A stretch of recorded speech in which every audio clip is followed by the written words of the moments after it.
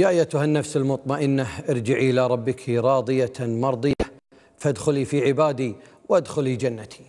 بسم الله الرحمن الرحيم. بنفوس مطمئنة وقلوب راضية بقدر الله تعالى فقدت الأمة الإسلامية قبل قليل خادم الحرمين الشريفين الملك عبد الله بن عبد العزيز آل سعود رحمه الله، الذي وافته المنية فجر اليوم، سائلين المولى عز وجل أن يسكنه فسيح جناته. ومن هذا المقام تتقدم مجموعة الوطن الإعلامية بأحر التعازي القلبية إلى الشعب السعودي الشقيق وأسرة آل سعود الكريمة، وإلى العالم الإسلامي كافة بأحر التعازي القلبية في الفقيد الكريم. الله يسكنك فسيح جناته.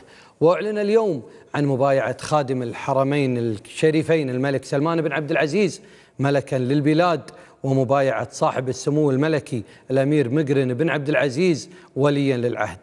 الله يرحمك يا أبو متعب ويجمعك في جنانه مع أخوانك الشيخ جابر والشيخ سعد والملك فهد.